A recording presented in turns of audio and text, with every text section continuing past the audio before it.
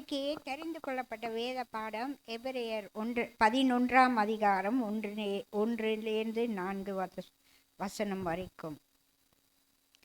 விசுவாசமானது நம்பப்படுபவர்களின் உறுதியும் காணப்படாதவைகளும் நிச்சயமாயிருக்கிறது. அதனால் முன்னோர்கள் நற்சாட்சி பெற்றார்கள். 3வது, விசுவாசத்தினால் நாம் உலகங்களை தேவனுடைய வார்த்தையினால் உண்டாக்கப்பட்டதென்றும் இவ்விதமாய் காணப்படுகிறவைகள் தோன்றப்படுகிறால் உண்டாக்கவில்லை என்றும் அறிந்திருக்கிறோம். 4வது, விசுவாசத்தினால் ஆபேல் காயினுடைய பலியினாலும் மேன்மையான பலியும் தேவனுக்கு செலுத்தினான். அது செலுத்துகிறது போல உங்களுக்கு சொல்லி இருக்கிற புத்திமதிகளை மறைந்து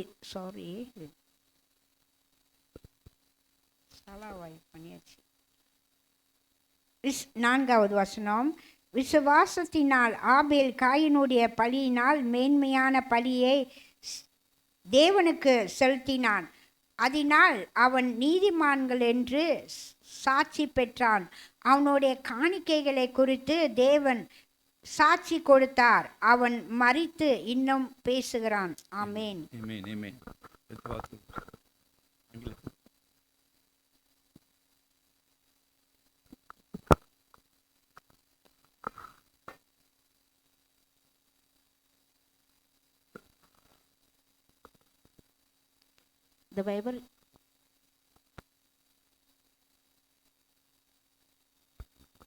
The Bible reading taken from the book of Hebrews, chapter 11, verse 1 to 4. Now faith is confidence in what we hope for, the assurance about what we do not see. This is what the ancients were commanded for. By faith, we understand that the universe was formed at God's command, so that what we see was not made out of what was visible. By faith, Abel brought God a better offering than Cain did. By faith, he was commanded as righteous when God spoke well of his offerings.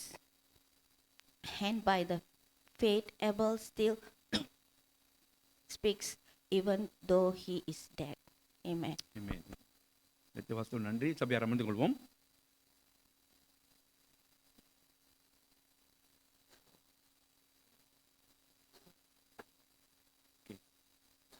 மறுபடியும் இயேசுவின் நாமத்திலே உங்கள் யாவரையும் இந்த காலை ஆராதனைக்கு வாழ்த்தி வரவேற்கிறேன். கர்த்தர் நிச்சயமாய் நம்மோடு பேசுவாராக. இந்த நாட்களில் நாம் அதுக்காக தான் கூடியிருக்கிறோம். ஆண்டவர் நம்மோடு ஏதாவது பேச வேண்டும், நம்மோடு கூட ஏதாவது சொல்ல வேண்டும் என்று சொல்லி நாம் தேவனுடைய வார்த்தைக்கு நாம் செவி கொடுப்போமாக. இதனாலே நம்முடைய தலைப்பு விசுவாசத்துடன் கட்டுவோம்.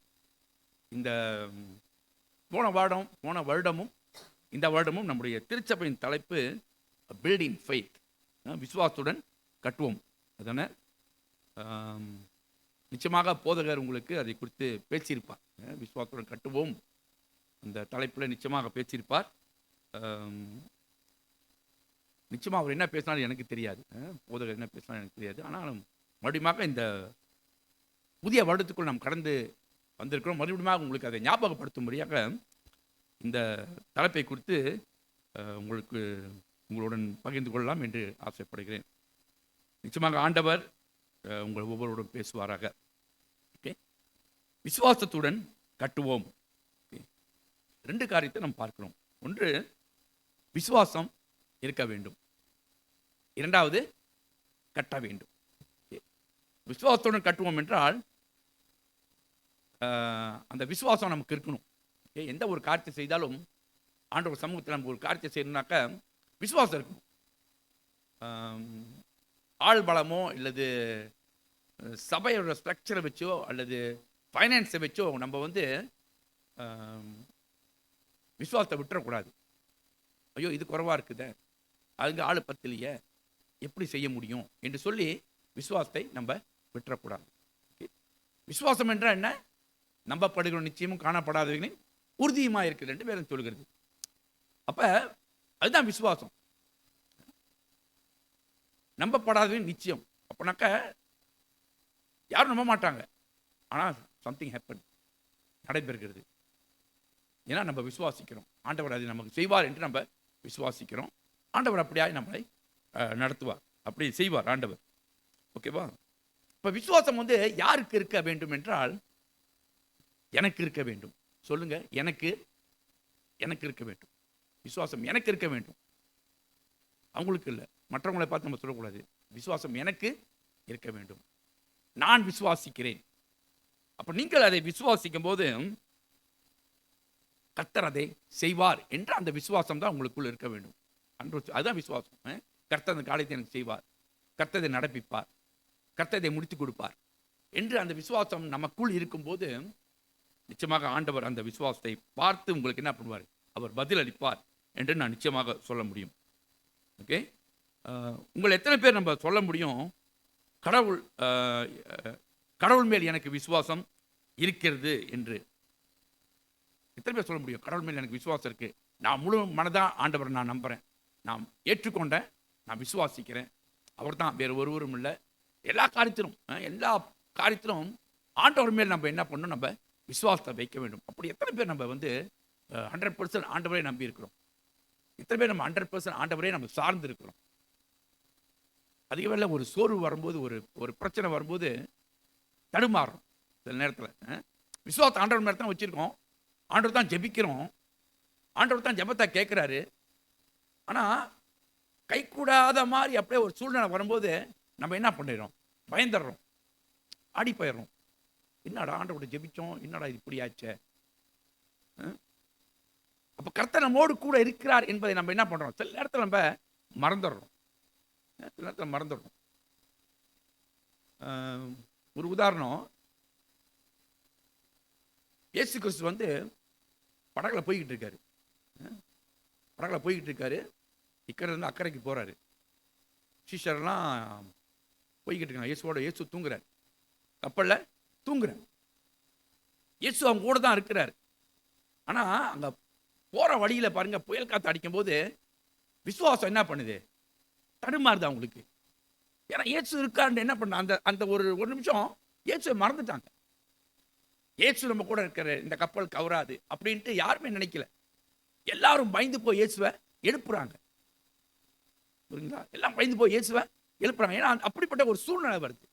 அதாவது கப்பல் கவுந்துருமோ என்ற அந்த பயம், புயல் அடிக்குது, காற்று அடிக்குது. அப்போ இயேசுவை போய் எழுப்புறாங்க. இப்போ இயேசு அற்ப விசுவாசிகள் என்று சொல்றாரு அவங்கள பார்த்து. அற்ப விசுவாசிகளே, பாருங்க, இயேசு நம்மோடு கூட இருக்கிறார் என்பதை நம்ம என்ன பண்ணக்கூடாது? எப்போதும் மறக்கக்கூடாது. எப்படிப்பட்ட சூழ்நிலை வந்தாலும் இயேசு நம்மோடு கூட இருக்கிறார் என்பதை நம்ம மறந்துவிட கூடாது. ஓகே, இன்னொரு சம்பவம்.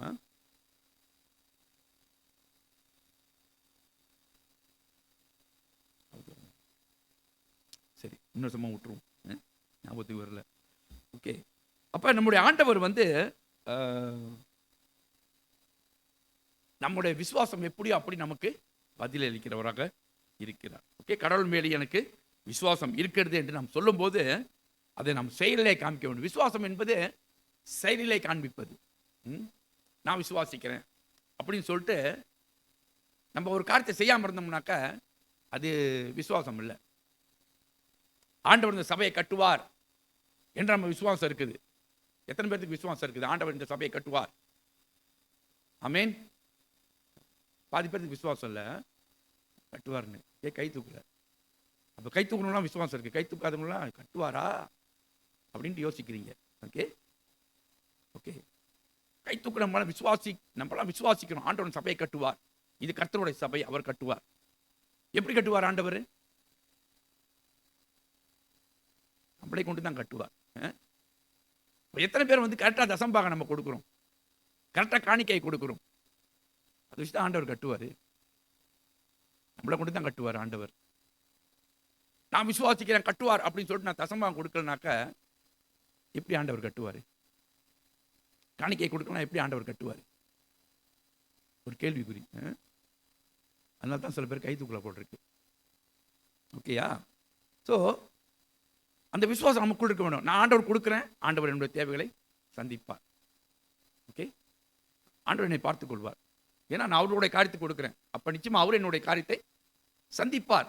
ஆண்டவரே, இது உம்முடைய ஊழியத்தை நான் கொடுக்குறேன், நீங்கள் பார்த்துக்கொள்ளுங்க என்று சொல்லி நம்ம ஒப்பு கொடுத்து நம்ம விசுவாசத்தோடு நம்ம இருக்கும்போது நிச்சயமாக கர்த்தர் அந்த காரியத்தை செய்து முடிப்பார். ஓகே, அதுதான் விசுவாசம். அடுத்த வருடமும் ஆண்டவர் இந்த வருடமும் ஆண்டவர் நம்மை நடத்துவார். போன வருஷம் நடத்தினாரு, இந்த வருடம் நம்மை நடத்துவார், நல்லபடியாக கொண்டு போய் சேர்ப்பார் என்று நம்ம விசுவாசிக்கிறோம். அதுதான் விசுவாசம். அதுதான் விசுவாசம். அது நம்ம ஆண்டவர் மேலே வைத்திருக்கிற ஒரு விசுவாசம் என்று நம்ம பார்க்குறோம். ஓகே, அப்போ எதை கட்ட வேண்டும்? ஓகே, 3 காரியம் உங்களுக்கு மத்தியில் நான் சொல்ல ஆசைப்படுகிறேன். முதலாவது, குடும்பத்தை கட்ட வேண்டும். ஓகே, சபை கட்ட வேண்டும். ஆனால் முதல்ல நம்ம என்ன பண்ணோம்? குடும்பத்தை கட்ட வேண்டும். குடும்பத்தை கட்டலைனாக்க எப்படி ஆண்டவர் சபையை கட்ட முடியும்? நம்ம தான் சபை, குடும்பம் தான் சபை. குடும்பம் என்றால் நம்முடைய சொந்த குடும்பம், நம்முடைய திருச்சபை, நம்மளாம் ஒரு குடும்பம். அப்போ இதை முதல் என்ன பண்ணோம்? இதை கட்ட வேண்டும். ஏன் ஆண்டவர் குடும்பத்தை கட்ட வேண்டும் என்று சொன்னாங்க? குடும்பத்தை ஆண்டவர் நேசிக்கிறார். ஓகே, ஆதாம் ஏவாளை ஆண்டவர் படைத்தார், ஒரு குடும்பமாக உருவாக்கினார். அவங்க ஒரு குடும்பமாக இருந்தார்கள், அவர்கள் பிள்ளைகள் பிறந்தது, அந்த குடும்பத்தை ஆண்டவர் ஆசீர்வதித்தார் என்று நாம் பார்க்கணும். அப்போ ஆண்டவர் குடும்பத்தை உண்டாக்கினார், ஆண்டவர் குடும்பத்தை படைத்தார். ஆக்சிடென்ட்டாக நம்ம பிறக்கல, ஆக்சிடென்ட்டாக நம்ம கல்யாணம் பண்ணல. எல்லாம் ஆண்டவருடைய திட்டத்தின்படி நம்ம என்ன பண்ணியிருக்கோம்? திருமணம் பண்ணுறோம், குழந்தைகள் பிறக்கிறார்கள், பேர பிள்ளைகளை எடுக்கிறோம். இதெல்லாம் ஆண்டவருடைய பிளானில் இருக்குது, திட்டத்தில் இருக்குது. ஸோ அப்போ கர்த்தர் தான் குடும்பத்தை என்ன பண்ணுறாரு? குடும்பத்தை கட்டுகிறார், குடும்பத்தை நடத்துகிறார். 5வது கட்டளை நீங்கள் பார்த்தீங்கன்னாக்கா யாத்திராகமம் 20:12. ஒருத்தர் வாசிக்கிறீங்கன்னா 5வது கட்டளை யாத்திராகமம் 20:12. ஆண்டவர் கொடுத்த 10 கட்டளையில் இந்த 5வது கட்டளை குடும்பத்துக்கு முக்கியமான ஒரு கட்டளை. வாசிக்கிறீங்களா?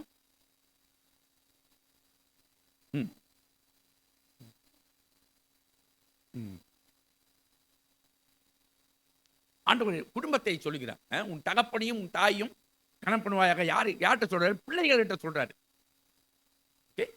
பிள்ளைகள்கிட்ட ஆண்டவர் சொல்றாரு, உன் தகப்பனையும் உன் தாயும் கனம் பண்ணு. அப்ப ஆண்டவர் குடும்பத்தை நேசிக்கிறார். நீ உன் தகப்பனையும் தாயும் கனம் பண்ணா தான் நீ என்ன பண்ணுவ? உன்னுடைய நாட்கள் பெருகும், உன்னுடைய நாட்கள் நல்லா இருக்கும் என்று சொல்லி ஆண்டவர் அங்க சொல்லுகிறார். அப்ப அந்த குடும்பத்தை ஆண்டவர் கட்டுகிறார், குடும்பத்தை ஆண்டவர் நேசிக்கிறார்.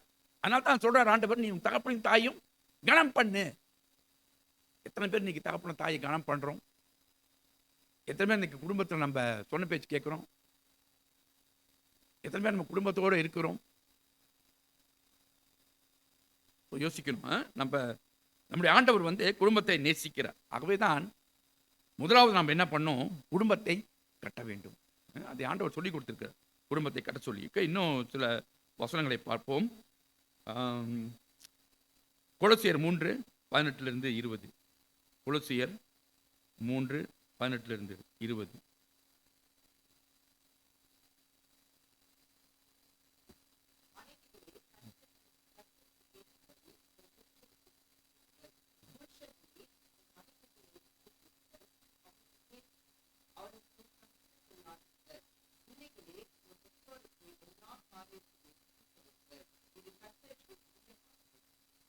ஆமென். பாருங்க, இந்த ஆண்டவர் இங்கே என்ன சொல்றாரு? மனைவிகள், புருஷர்கள், பிள்ளைகள், குடும்பம். ஓகேவா? அப்போ இதெல்லாம் எதை காண்பிக்கிறான்? குடும்பத்தை காண்பிக்கிறது. ஆண்டவர் குடும்பத்தை நேசிக்கிறார். கீழ்ப்படிங்கள் என்று சொல்லுவார். அதுதான் ஆண்டவர் விரும்புகிறார், கீழ்ப்படிதல். இன்றைக்கு குடும்பத்தில் கீழ்ப்படிதல் இல்லாதனால தான் பிரச்சனை வருது, சண்டை வருது, ஓகே, மிஸ் அண்டர்ஸ்டாண்ட் வருது. கீழ்ப்படிதல் இல்லை. பிள்ளைகிட்ட பெற்றோர்கள் பிள்ளைகிட்ட சொன்னால் பிள்ளைகள் என்ன பண்ணுறது இல்லை? கீழ்ப்படிக்கிறது இல்லை. செய்யாதன்னு சொன்னால் அப்போ தான் செய்கிறாங்க, போகாதன்னு சொன்னால் போகிறாங்க. ஸோ இது மூலமாக தான் என்ன வருது? பிரச்சனை வருது. அப்போ வாலிப பிள்ளைகள், விசேஷமாக வாலிப பிள்ளைகளுக்கு சொல்கிறேன், வாலிப பிள்ளைகள் நம்ம ஜாக்கிரதையாக இருக்கணும். வாலிப பிள்ளைகள் பெற்றோருடைய பேச்சை நம்ம என்ன பண்ணணும்? நம்ம கேட்கணும்.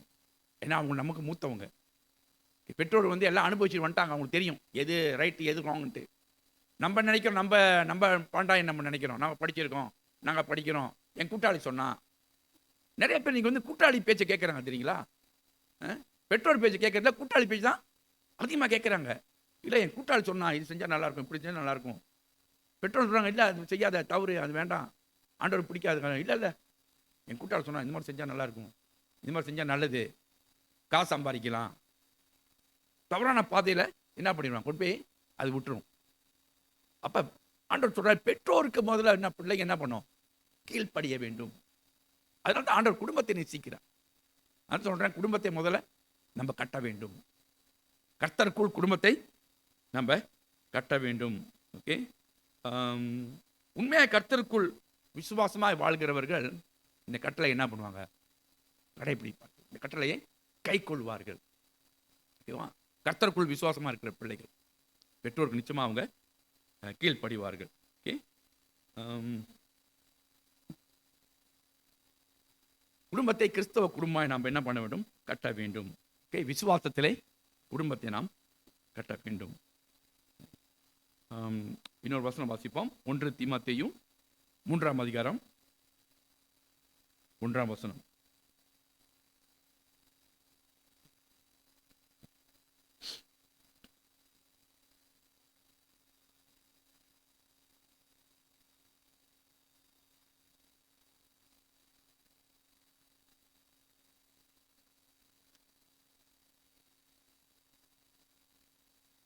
ஒன்று தீமோத்தேயு 3:1. கண்காணிப்பை விரும்புகிறவன்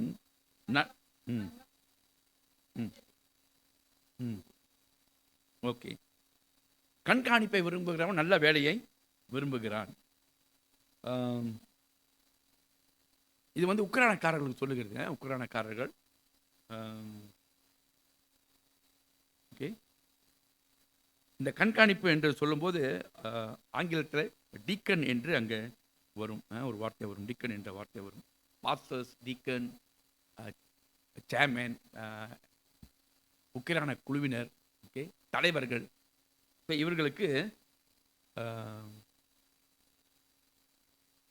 இவருக்கு ஆண்டவர் சொல்லுகிறார், கண்காணிப்பை விரும்புகிறான், நல்ல வேலையை விரும்புகிறான்.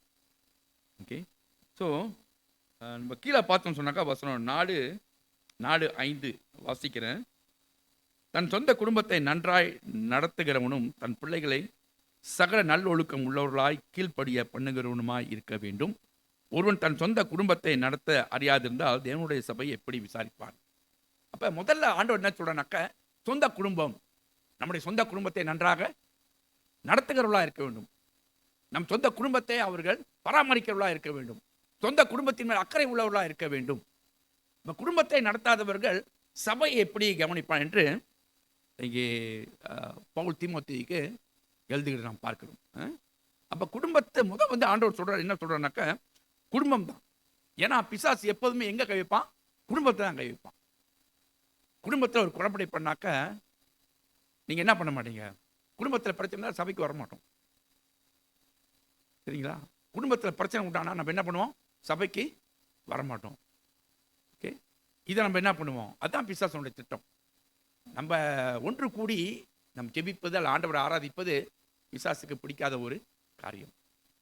அப்போ எங்கே தான் நம்மளை கை வைக்கலாம், எங்கே தான் நம்ம தொடலாம் நம்ம பார்த்துக்கிட்டு இருக்கோம்.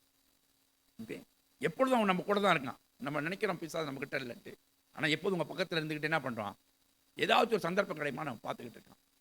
ஸோ இதுக்கு நம்ம விலகி இருக்க வேண்டும். நம்ம எப்போதும் ஜெபிக்கிறவர்களாக இருக்க வேண்டும். ஆண்டவருக்குள்ளே எப்போதும் ஜெபிக்கிறவர்களாக இருக்க வேண்டும். எப்போதும் ஆண்டவருக்குள்ளே உறவாடுகிறவர்களாக இருக்க வேண்டும். ஒரு தலைவன் அல்லது ஒரு உக்கிரானக்காரன் எப்போதும் ஆண்டவரை சார்ந்து இருக்கிறவர்களாக இருக்க வேண்டும். ஏனோக்கு தேவனோடு சஞ்சரித்தான் என்று பார்க்கிறோம். ஏனோக்கு தேவனோடு சஞ்சரித்தான். அவன் திருமணமாகி பிள்ளைகளாம் பெற்றும் கூட அவன் வந்து தேவனோடு சஞ்சரித்தான். அப்படின்னாக்கா தேவனோடு கூட இருந்தான் என்று பார்க்கிறோம்.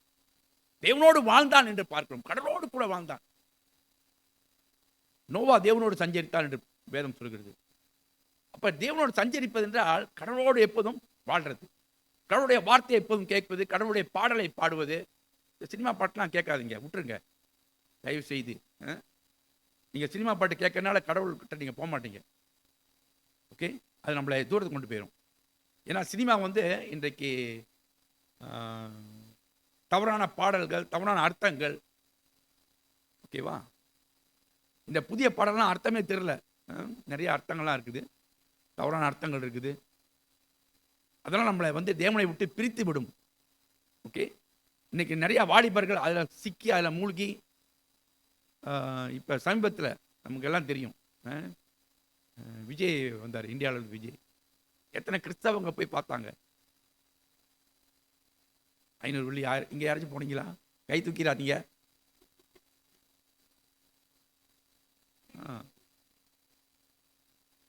பாருங்க, ஆமா, 85,000 பேர் வச்சா ரெக்கார்ட் தெரியுங்களா? மலேசியாவில் வச்சா ரெக்கார்ட். எந்த எந்த கூட்டத்துக்குமே இந்த மாதிரி கூடதில்லை பாருங்க. அப்ப ஜனங்கள் வந்து அறியாமல் செய்கிறார்கள். பிசாசு அப்படியா என்ன பண்றான்? அந்த ஆசையை மனிதனுக்கு தூண்டி எப்படியாச்சும் அவனை பார்த்துணும். என்ன இருக்கு அவனை பார்த்து? ஒண்ணுமே இல்லையே. அவ்வளோ காசு கொடுத்து நீங்க போய் என்ன பார்த்து என்ன பண்ண போறேன்? இன்னைக்கு நீங்க போய் கேட்டீங்களா, நான் வந்தேன் அந்த கூட்டத்துக்கு, நான் வந்தேன், நீ பார்த்தீங்களா அப்படின்னு கேட்டீங்களா, அவன் தெரியாதுன்னு இருப்பான். அப்ப இது எதுக்கு? வேஸ்ட் தானே. Waste of money, waste of time, waste of your spiritual energy, எல்லாம் வேஸ்ட். அப்ப இன்றைக்கு நம்முடைய வாழ்க்கையிலே எதை நாம நோக்கி போறோம்? இந்த குடும்பத்தை கட்டுவதற்கு நாம் என்ன செய்ய வேண்டும், ஆண்டவர் என்ன சொல்லுகிறார் என்பதை நம்ம அதிக நேரத்தில் நம்ம வந்து அதை சிந்திக்காம விட்டுறோம். உலக காரியத்தில் நம்ம அதிகமாக என்ன பண்றோம்? ஃபோக்கஸ் பண்றோம். உலக காரியத்தில் இதை செஞ்சா எப்படி இருக்கு, அது செஞ்சா எப்படி இருக்கு, அங்கே போனால் எப்படி, இங்கே போனால் எப்படி. உலக காரியத்தில் நம்ம அதிகமாக ஃபோக்கஸ் பண்ணுறதுனால ஆண்டவருடைய அந்த உறவு நமக்கு என்னது? பாதிக்கப்படுது. தேவனோடு சஞ்சரிக்க நம்ம முடியாமல் போயிடுது. ஏன்னா இங்கே தான் பிசாசு வந்து பிடிச்சிட்டான் நம்மளை. அப்போ எப்படி நம்ம தேவனோடு சஞ்சரிக்கிறது? முடியாது. ஆண்டவருடைய குடும்பத்தை நம்ம என்ன பண்ணணும்? நம்ம கட்ட வேண்டும். ஆண்டவர் அதை விரும்புகிறார். ஆண்டவர் விரும்புகிறார் குடும்பத்தை கட்ட சொல்லி. ஆண்டவர் அதுக்காக நம்ம ஒரு குடும்பமாய் படைத்திருக்கிறார். அதனால தான் ஒருத்தர் விட்டு கொடுத்து ஒருத்தர் மன்னிப்பு கேட்க சொல்றார். கணவனுக்கும் மனைவிக்கும் பிரச்சனை இருந்தால் அந்த ராத்திரிக்குள்ள அந்த சூரியன் அஸ்தமிப்பதற்கு முன்பதாக நீங்க என்ன பண்ணும்? ஒருத்தருக்கு ஒருத்தர் மன்னிப்பு கேளுங்க என்று சொல்லுகிறார். ஆண்டவர் குடும்பத்தை நேசிக்கிறார். ஸோ அப்ப நம்ம முதலாவது குடும்பத்தை நம்ம கட்ட வேண்டும். விசுவாசத்தில், கர்த்தர் மேல் உள்ள விசுவாசத்தில் அந்த குடும்பத்தை நம்ம கட்ட வேண்டும்.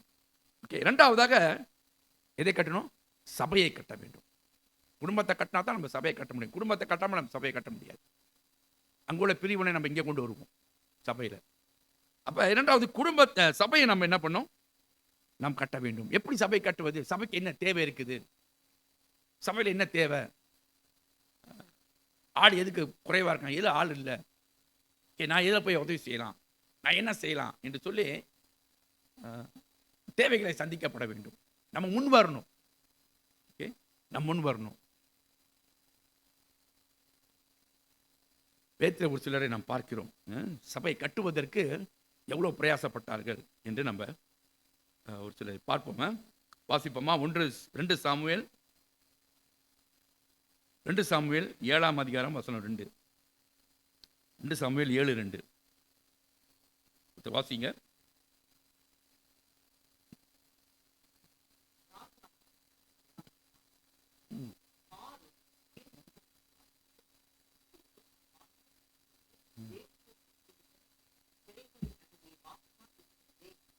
ஓகே, இங்கே தாவீது ராஜாவுக்கு ஒரு என்ன சொல்லலாம், அவருக்கு வந்து ஒரு அக்கறை, ஒரு விருப்பம்,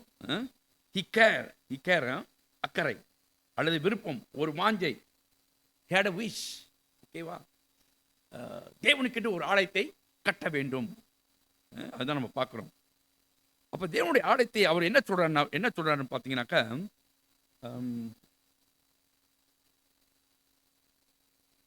தேவனுடைய பெட்டி திரைகளின் நடுவே வாசமா இருக்கிறதே. நான் வந்து எங்க இருக்கேன்? நான் வந்து கேதுரு மரத்தால் செய்யப்பட்ட வீட்டிலே இளைப்பாறுகிறேன் என்று அவர் சொல்லுகிறார். ஓகே, அப்ப தாவீதுக்கு வந்து ஒரு எண்ணம் இருந்தது, ஆண்டவருக்கு ஆலயத்தை கட்ட வேண்டும். ஏன்னா ஆண்டவருடைய பெட்டி திரையின் நடுவிலே இருக்கிறது, அறையின் நடுவிலே இல்லை, திரையின் நடுவிலே இருக்குது. அப்படின்னாக்க திரையை போட்டு மூடி வச்சிருக்காங்க. ஒரு ஒரு படுதா மாதிரி ஒரு சேடையை போட்டு ஆண்டவருடைய பெட்டியை மூடி வச்சிருக்காங்க. இப்போ நமக்கு இந்த பலிப்பீடம், இங்கே பலிப்பீடம்னு சொல்கிறோம், இது பலிப்பீடம் இல்லை ஆக்சுவலி, இது வந்து புல்பீட்டு, இது வந்து ஆல்டரு. இந்த ஆல்டர் வந்து இந்த பூவெல்லாம் கீழே வச்சு, இந்த சிறுவை கீழே வச்சுருந்தா எப்படி இருக்கும் யோசிச்சு பாருங்க.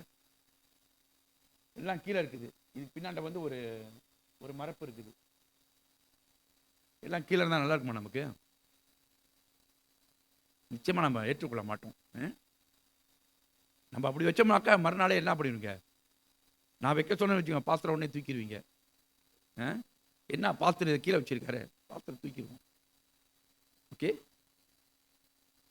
அப்போ நமக்கு தெரியுது பாருங்க, எது வந்து எங்கே இருக்கணும், இது எப்படி இருக்கணும், இந்த இடம் எப்படி இருக்கணும் அப்படின்ட்டு நமக்கு தெரியுது. அப்போ ஆண்டவருடைய காரியம் வந்து அதை எங்கே வைக்கணும்? உயர்ந்த இடத்துல தான் வைக்கணும். ஆண்டவருடைய காரியத்தை நம்ம வந்து நல்லா வச்சிருக்கணும், அது பார்வைக்கு நல்லா இருக்கணும். ஏன்னா அது ஆண்டவருடைய காரியம். அது வந்து பர்ஃபெக்டாக இருக்கணும்னு தான் நம்ம எல்லாம் என்ன பண்ணுறோம், நம்ம எல்லாம் விரும்புகிறோம். ஓகேவா? ஆனால் அதுதான் வந்து இங்கே தாவீதுக்கு வந்து ஒரு மன வருத்தமாக இருக்குது. ஐயோ, ஆண்டவருடைய பெட்டி வந்து எங்கே இருக்கு? சிறை, அந்த திரையின் நடுவில் இருக்குது. அவர் சும்மா ஒரு படுதா போட்டு மூடிச்சுட்டாங்களே, இது ஆண்டவருக்கு என்று நான் ஒரு ஆலயத்தை கட்ட வேண்டும் என்று சொல்லி அவர் விரும்புகிறார். ஒரு விருப்பம் உண்டாகுது. இன்றைக்கு நமக்கு அந்த விருப்பம் இருந்தனால தான் நம்ம என்ன பண்ணிட்டோம், சபையை நம்ம வாங்கியிருக்கோம். ஓகேவா? வாங்கிட்டு தானே சபை, கன்ஃபார்ம் பண்ணிக்கிறேன். ஓகேவா? ஸோ அப்போ நமக்கு அந்த உக்கிரானக்காரர்களுக்கு அந்த விருப்பம் இருந்தது, எப்படியா நமக்கு ஒரு சபையை வாங்கிடணும், சபையை வாங்கி நம்ம ஆண்டவரை ஆராதிப்பது, நமக்கு ஒரு இடம், சொந்த இடம் வேணும்னு சொல்லிட்டு நம்ம ஆண்டவரை ஆராதிக்க நமக்கு ஒரு இடத்தை நம்ம தேர்ந்தெடுத்திருக்கிறோம். ஒரு நல்ல ஒரு காரியம். அப்போ யாராவது ஒரு மனத்தில் யாராவது ஒருத்தர் வந்து முதல்ல சொல்லியிருப்பாங்க, கண்டிப்பாக நம்ம ஒரு சபை வாங்குவோம் அப்படின்ட்டு உக்ரானுக்குள்ள கண்டிப்பாக யாராச்சும் ஒருத்தர் வந்து முதல்ல ஒரு ஆள் சொல்லியிருப்பாங்க, நிச்சயமா. ஓகேவா? ஸோ ஆண்டவர் அவங்க உள்ளத்திலேயே அந்த வாஞ்சை வைக்கிறார். அப்போ சபை கட்டுவதற்கு இங்கே தாவீதின் உள்ளத்திலே ஆண்டவர் என்ன பண்ணுறாரு, ஒரு வாஞ்சை வைக்கிறார். இன்றைக்கு நம்முடைய வாழ்க்கையிலும் கூட அப்படிப்பட்ட ஒரு வாஞ்சை, கட்டிட்டோம், சபை கட்டிட்டோம், இன்னைக்கு வந்து நம்ம சபை கட்டணுன்ற ஒரு வாஞ்சை இல்லை. ஆனால் நம்ம சபையாக நம்ம தான் சபை. நம்ம எப்படி இன்னும் நம்ம கட்ட முடியும்? நம்ம எல்லாம் சரியா கட்டப்பட்டிருக்கிறோமா? எல்லாரும் ஆவிக்குரிய வாழ்க்கையில விசுவாசத்தில் நம்ம இன்னும் உறுதியா இருக்கிறோமா? எல்லாரும் சரியா வந்துடுறோமா? எல்லாருமே தேவனுடைய வார்த்தையை நம்ம படிக்கிறோமா? எல்லாரும் ஜெபம் பண்றோமா என்று நம்ம கேட்கும்போது ஒரு கேள்விக்குறியா தான் இருக்கு. அப்ப இதான் சபை. அப்ப இந்த சபையை நம்ம எப்படி கட்ட முடியும்? இன்னும் நம்ம கட்டணும். நீங்க பாருங்க, நம்ம எவ்வளவுதான் நம்ம குடும்பத்துல நம்ம கட்டினாலும், குடும்பத்தில் நம்ம எவ்வளவுதான் நம்ம பிள்ளைங்களுக்கு போய்த்தாலும், அவங்க இருக்கிற சூழ்நிலை, அவங்க இருக்கிற இடம், சில நேரத்தில் பிள்ளைங்க வெளியே போறாங்க, படிக்க போறாங்க, நம்ம பார்க்கல, நம்ம என்ன நடக்குன்னு நமக்கு தெரியாது. அங்க தவறான நண்பர்களோட சேர்ந்து தவறான காரியத்தில் ஈடுபடுகிறது இருக்கு. விசுவாசமா இருந்தா, நம்ம நல்ல விசுவாசமா இருந்தா ஓகே. ஆனா சில விசுவாசம் இல்லாம அவ்வளோ பாதியா இருக்கும்போது அவங்க என்ன பண்றாங்க, தவறான வழியில போயிடுறாங்க. நிறைய அப்படி நடக்குது இன்றைக்கு. விசுவாசம் நம்ம வீட்டை நம்ம நல்லா விசுவாசமா நம்ம வளர்க்குறோம், வெளியே போனாக்க என்ன போயிடுறாங்க, தவறான பாதையில போயிருக்கிறார்கள். ஓகே. ஸோ அப்ப எப்படியாச்சும் நம்ம தான் என்ன பண்ணோம், சபை என்ன பண்ணோம், வெளியே போறாங்களா, ஓகே, நீங்க என்ன பண்ணுங்க, அங்க ஒரு சர்ச், எங்க ஒரு சர்ச் இருக்கு, எந்த கிட்ட சர்ச், அந்த பாஸ்டர் நீங்க சொல்லி நீங்க போய் சந்திங்க பாஸ்டர் அப்படின்னு சொல்லிட்டு நம்ம சொல்ல வேண்டும். அதுதான் அவங்க குடும்பத்தில் நமக்கு இருக்கிற அக்கறை. நம்ம எப்படியா போட்டோம் அப்படின்னு விட்டோம்னாக்கா அவ்வளோதான். அப்போ நமக்கு அக்கறை இருக்க வேண்டும். நம்ம ஒரு சபை என்று சொல்லும்போது சபையின் குடும்பம், நம்ம சபையை கட்டும்போது விசுவாசத்திலே நம்ம என்ன பண்ணணும், கட்டணும். இன்னும் விசுவாசத்தை நம்ம இன்னும் ஊக்கப்படுத்த வேண்டும். ஓகே. ஸோ அப்போதான் ஒரு சபை ஒரு ஸ்ட்ராங்கான சபையாக இருக்கும். பில்டிங் ஸ்ட்ராங்காக இருந்தால் பத்தாது, நம்ம ஸ்ட்ராங்காக இருக்கணும். கர்த்தருடைய வார்த்தையை நம்ம ஸ்ட்ராங்காக இருக்கணும். யார் வந்து எதிர்ப்பு தெரிவித்தாலும் நம்ம என்ன பண்ணணும், நம்ம ஸ்ட்ராங்காக நிற்கணும் ஆண்டவருக்காக. அதை ஆண்டவர் கட்ட சொல்லுகிறார். ஓகே. சபையை நாம் கட்ட வேண்டும். இங்கே தாவீது வந்து சபையை கட்டினார் என்று நம்ம பார்த்தோம். ஓகே, இன்னொரு காரியம் வாசிப்போம். 2 நாளாகமம் 6:6 வசனம் 6:6 2 நாளாகமம் 6:6.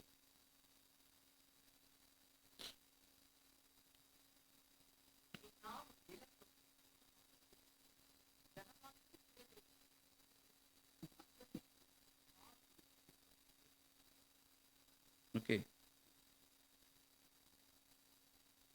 ஓகே அங்க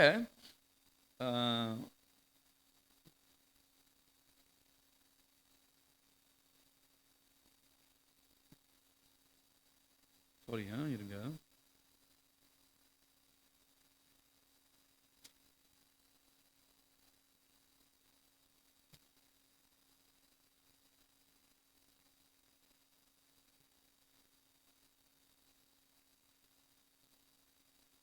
ரெண்டு நாளாகவும் 6:6 இருங்க. என் நாமம் விளங்கும் ஸ்தானமாக எருசலேமையும் என் ஜனமாகிய இஸ்ரவேல் மேல் அதிபதியாக இருக்க தாவீதையும் தெரிந்து கொண்டேன் என்றார். சாரி, ஏதோ ஒரு மிஸ்டேக் நடந்துருச்சு. ஓகே, ஸோ அப்போ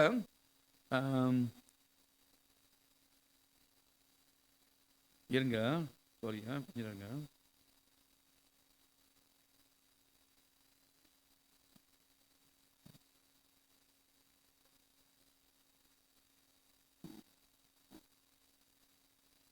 ஓகே சாரி, 1 நாளாகமம் 29 1:2.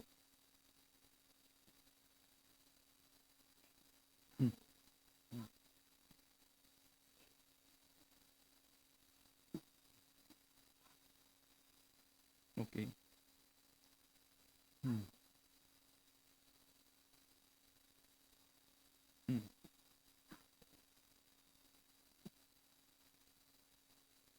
ம்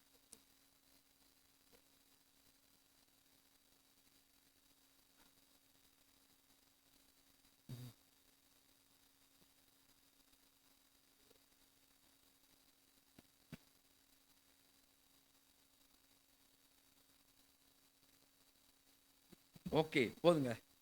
இங்கே இங்கே தாவீது சொல்லுகிறார், தாவீதுக்கு வந்து விருப்பம் இருந்தது, வாஞ்சை இருந்தது ஆண்டவருடைய ஆலயத்தை கட்ட வேண்டும் என்று. ஆனால் அவர் அதோட நிப்பாட்டிடல. ஆனால் என்ன பண்ணாரு, அவர் சொல்றாரு, நான் என்னால் இயன்ற மட்டும் என் தேவனுடைய ஆலயத்துக்கென்று பொன் வேலைக்கு பொன்னையும், பொண்ணு, வைரம், வெள்ளி, ஓகே, வெண்கலம், இரும்பு, இது எல்லாமே என்ன பண்ணாராம், அவர் சவதரித்தேன், சேர்த்து வைத்தேன் என்று சொல்கிறார். அப்போ ஆலயத்தை கட்டுவதற்கு, ஒரு ஆலயம் கட்டப்படுவதற்கான எல்லா வேலையும் என்ன பண்ணார், தாவீது செய்து முடித்து விட்டார். எல்லாத்தையும் சேர்த்து வச்சுட்டாரு. ஓகே, இன்றைக்கு இஸ்ரேல் தேசத்திலே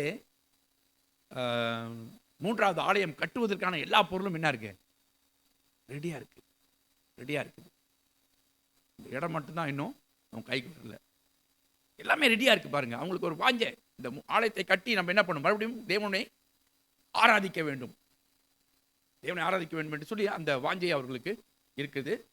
எல்லாம் ரெடியா இருக்குது. அதே போல இங்க தாவீது பாருங்க, எல்லாத்தையும் ரெடியாக சேர்த்து வச்சுட்டாரு, எல்லாத்தையும் வச்சுட்டாரு. இன்றைக்கு நம்முடைய வாழ்க்கையில ஆண்டவருடைய ஆலயத்தை கட்டுவதற்கு நிச்சயமா நீங்க எல்லாம் கொடுத்துருப்பீங்க. கொடுத்த பிறகு தான் நம்ம என்ன பண்ண முடியும், ஆலயத்தை கட்ட முடியும். எல்லாம் தன்னால் இயன்றதை நம்ம கொடுத்துருப்போம். எனக்கு ஒரு சபை தெரியும், சபை. சால எத்தனை பேர் சால இருந்து வந்திருக்கீங்க தெரியுமா? நினைக்கிறேன், நான் வாலிபனா இருக்கும்போது சபையை கட்டுவதற்கு மெத்ரிஸ் நீங்க சபையை கட்டுவதற்கு எல்லாம் அவங்க சம்பளத்தை கொடுத்தாங்க. 1 மாதம் சம்பளத்தை அப்படியே கொடுத்தாங்க, எனக்கு தெரியும். அப்போ வந்து பாஸ்டர் சீப்போல் அங்கே பாஸ்டராக இருக்காரு. சீப்போல் அந்த ஆலயத்தை கட்டுவதற்கு அவர் பிரயாசப்பட்டார்கள். என்ன பண்ணாங்கன்னா, எல்லாம் 1 மாதம் சம்பளத்தை அவங்க கொடுத்தாங்க. சம்பளத்தை கொடுத்து அவங்க அந்த மாதம் வந்து நான் கேள்விப்பட்டேன், அங்கே வந்து அவங்க கஞ்சி தான் குடிச்சாங்கட்டு. அப்படியே 1 மாதம் சம்பளத்தை எல்லாம் கொடுத்தாங்க. அவங்களுக்கு இருந்த வாஞ்சை, ஆண்டவருக்கு இந்த ஆலயத்தை கட்ட வேண்டும். மாஸ்டர் சீப்போல் கூட அங்கே அவங்களோடு கூட சேர்ந்து வேலை செஞ்சான்னு கேள்விப்பட்டேன். பழம் பொறுக்க போவாங்க, உதிரி பழம் பொறுக்க போவாங்க. இவரும் போய் பொறுக்கினாராம். எடுத்து அந்த காசை வந்து சபை கொடுத்தாங்கன்ட்டு நான் கேள்விப்பட்டேன். பாருங்க, ஒரு அந்த வாஞ்சை நமக்கு இருக்கணும்.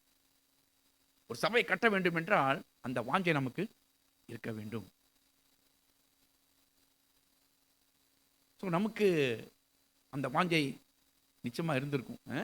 நமக்கு எல்லாத்துக்கும் அந்த வாஞ்சை இருந்திருக்கும். ஆண்டவர் சபையை கட்டுவதற்கு கர்த்தர் நிச்சயமாக இந்த சபையை நிச்சயமாக ஆண்டவர் ஆசீர்வதிப்பார். அப்போ இந்த தாவீதுக்கு இருந்தது போல இன்னும் அதிகமாக நம்ம என்ன செய்யணும், ஏதாச்சும் செய்யணும், இந்த சபைக்கு ஏதாச்சும் செய்யணும்னு சொல்லிட்டு அந்த வாஞ்சை நமக்கு இருக்க வேண்டும். ஓகே, இன்னும் ஒரு ஒரு நல்ல காரியம், இன்னொரு காரியம் நம்ம பார்ப்போம்.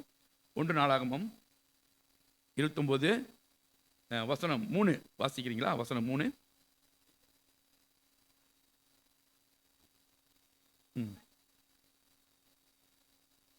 ஓகே, போதுமா?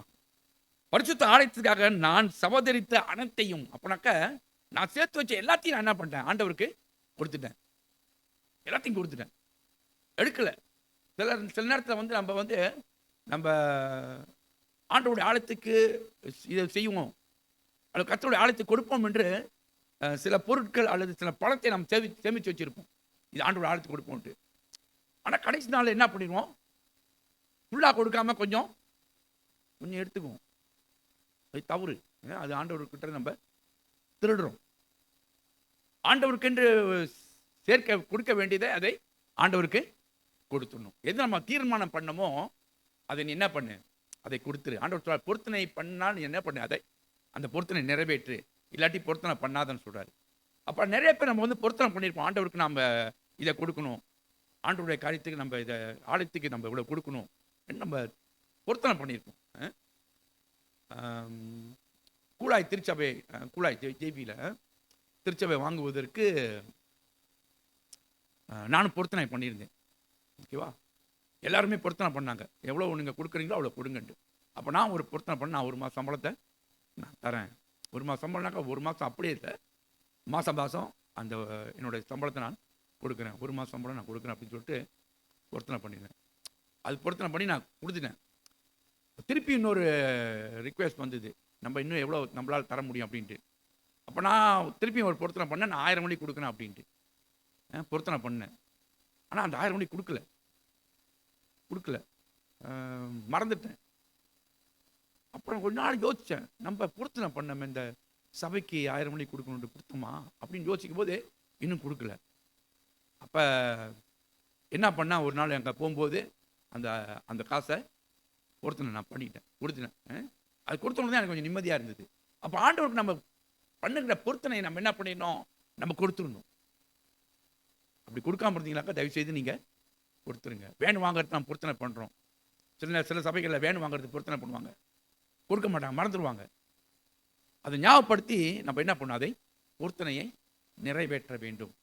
அப்போ இங்கே தாவீது பாருங்க, அவருடைய எல்லாத்தையும் என்ன பண்ணாராம், எல்லாத்தையும் அவர் நான் சகோதரித்து வைத்த அனைத்தையும், ஓகே, அனைத்தையும் அவர் என்ன பண்ணார், தேவனுடைய ஆலயத்துக்கு என்று அவர் கொடுத்தார் என்று நாம் பார்க்கிறோம்.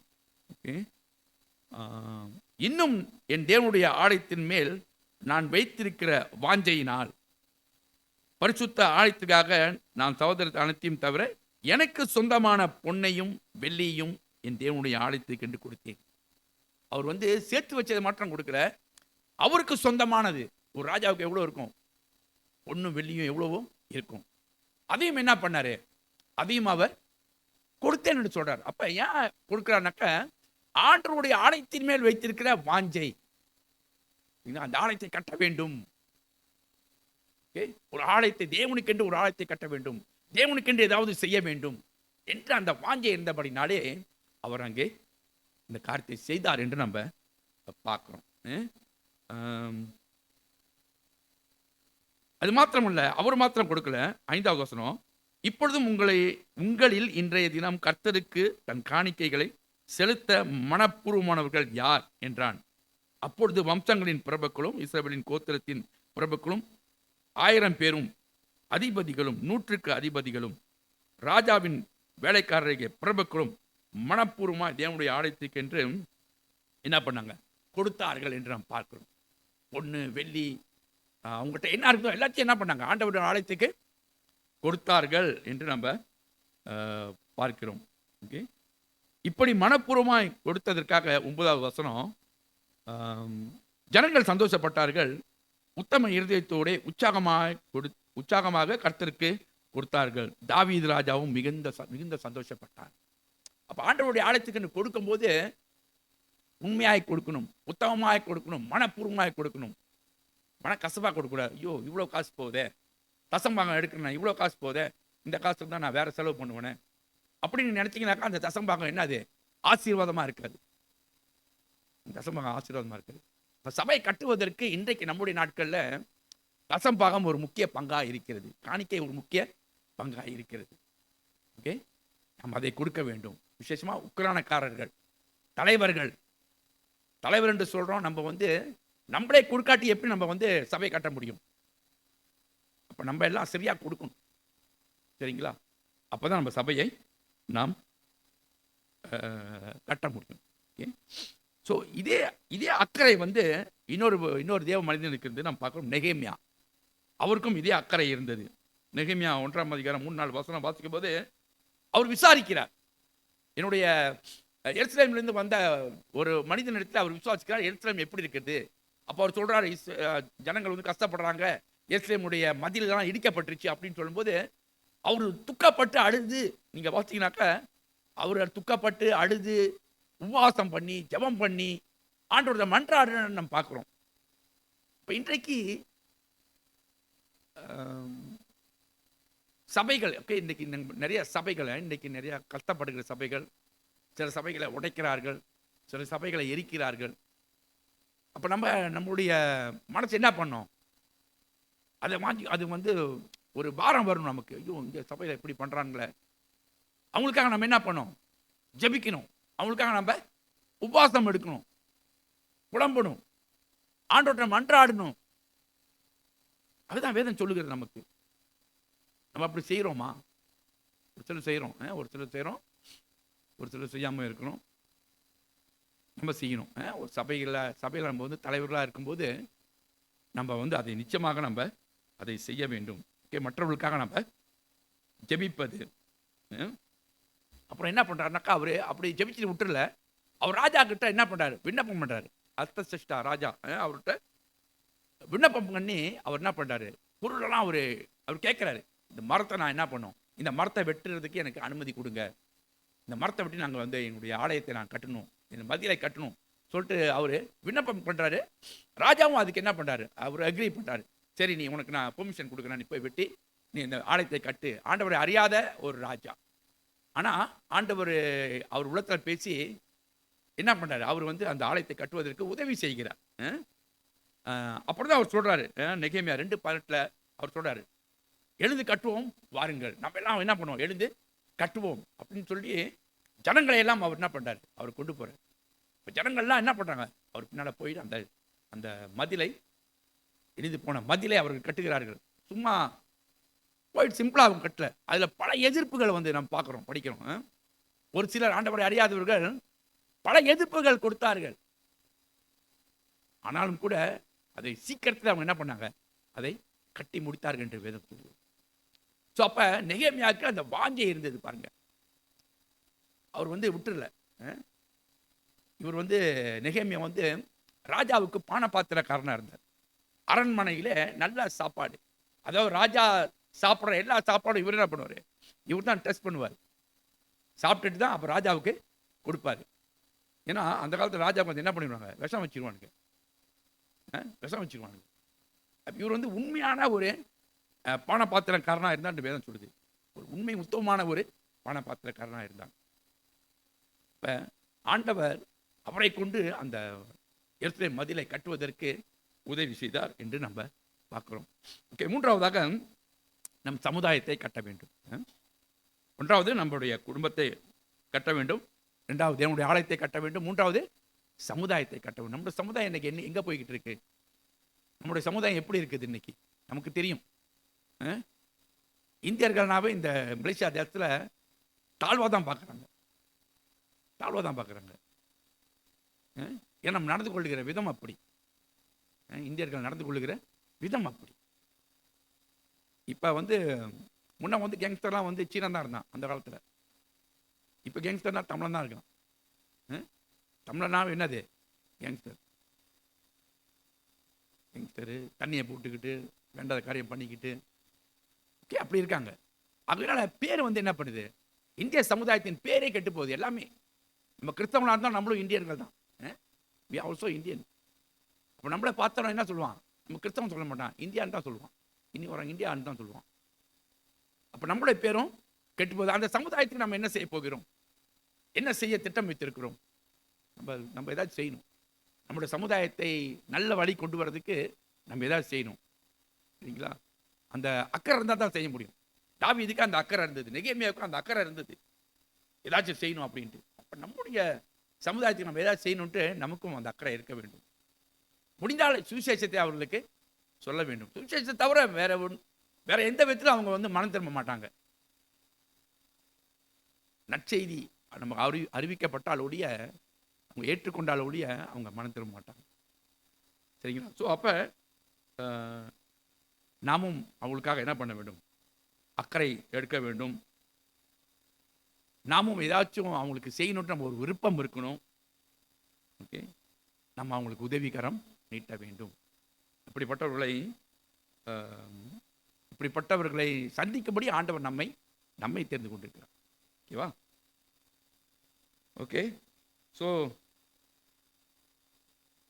எஸ்தர் என்ற புத்தகத்தை வாசிக்கிறோம். எஸ்தர் அவங்க தம்முடைய ஜனங்களை காப்பாற்றுவதற்கு ராஜா பெர்மிஷன்லாம் போக முடியாது. ராஜாவோட மனைவியாக இருந்தாலும் அந்த ராஜா தனிமையாக இருக்கும்போது ராஜாவோட பெர்மிஷன் வாங்கிட்டு தான் போக முடியும். ஆனால் இவங்க என் ஜனத்துக்காக நான் செத்தாலும் சாகிறேன் என்று சொல்லி தைரியமாக போனாங்க. அப்போ அவருடைய ஜனத்தின் மேல் அவங்களுக்கு என்ன இருந்தது, அக்கறை இருந்தது.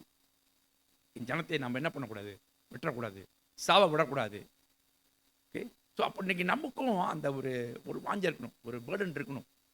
என்னுடைய சமுதாயம், என்னுடைய ஜனம், இந்தியர்கள் என்ன பண்ணக்கூடாது, தவறான வழிக்கு போகக்கூடாது, பாவமான வழிக்கு போகக்கூடாது. எப்படியாச்சும் அவங்களை என்ன பண்ணணும், திருத்தணும். ஸோ அப்போ சுவிசேஷம் ஒன்று தான் அந்த நல்வழிக்கு அவங்களை கொண்டு வரும். ஓகே. அப்படிப்பட்ட ஒரு எண்ணம் இன்றைக்கு நமக்கு இருக்க வேண்டும். அப்படிப்பட்ட எண்ணம் இருந்தால் நம்ம என்ன பண்ணலாம், நம் தேசத்தை காக்கலாம், ரட்சிக்கலாம், சரிங்களா? ஸோ அந்த எண்ணத்தோடு நம்ம கண்களை மூடுவோம், நம் கர்த்தரை நோக்கி பார்ப்போம். நிச்சயமாக ஆண்டவர் நம்மோடு பேசியிருப்பார். எப்படி நாம் கட்ட வேண்டும், யாரை கட்ட வேண்டும் என்று நம்ம பார்த்தோம். முதலாவது நம் குடும்பத்தை கட்ட வேண்டும், இரண்டாவது சபையை கட்ட வேண்டும், மூன்றாவது சமுதாயத்தை கட்ட வேண்டும். இந்த சிந்தியோடு நாம் ஜெபிப்போம். நல்ல தகப்பனே, இந்த நாளுக்காக நன்றி செலுத்துகிறோம். இந்த வேலைக்காக நமக்கு நன்றி ஆண்டவரே. நாங்கள் சபையை கட்டுவது எப்படி என்று நாங்கள் பார்த்தோம், குடும்பத்தை கட்டுவது எப்படி என்று பார்த்தோம், சமுதாயத்தை எப்படி கட்ட முடியும். உங்களுடைய நற்செய்தியை தவிர வேறு ஒன்றும் இல்லை ஆண்டவரே. எங்களை எழுப்பும் ஆண்டவரே, உங்களுடைய ஆவின் வல்லமையினால் எங்களை எழுப்பும். உற்சாகத்தின் ஆவியை தாரும், ஒரு அபிஷேகத்தின் ஆவியை எங்கள் மேல் ஊற்றும் ஆண்டவரே. ஆண்டவரே, நாங்களும் தாவீதை போல, நெகேமியாவை போல ஒரு வைராக்கியம் ஆண்டவரை எங்களுக்குள் வரும்படியாக நாங்கள் ஜெபிக்கிறோம். கர்த்தர் அப்படியா எங்களுடைய உள்ளத்தை மாற்றுவீராக, எங்களுடைய உள்ளத்திலே ஒரு ஏவுதலை கர்த்தர் கொடுப்பீராக. இந்த வசனத்தை கேட்ட நாங்கள் ஆண்டவரே, என்னுடைய வாழ்க்கையில ஒரு மாற்றத்தை கர்த்தர் கொண்டு வரும்படியாக நாங்கள் ஜெபிக்கிறோம். மாற்றுங்க ஆண்டவரே. சபை உமக்காக எழும்பட்டும். சபை எழுந்து கட்ட கர்த்தர் கிருபை செய்யும் ஆண்டவரே. எழுந்து கட்டுவோம் என்று நாங்கள் பேசுகிறது மாத்திரமல்ல ஆண்டவரே, மெய்யாகவே நாங்கள் கட்ட கர்த்தர் எங்களை வழிநடத்தும். எங்களுடைய சிந்தையை நீ கர்த்தர் மாற்றும்படியாக கூட ஜெபிக்கிறோம். எங்களை தரமட்டமாய் தாழ்த்தி உங்களை கர்த்தரை ஒப்பு கொடுத்து இயேசுவின் நாமத்தில் ஜெபிக்கிறோம் எங்கள் நல்ல பரிசுத்த பிதாவே. ஆமென், ஆமென். அல்லேலூயா.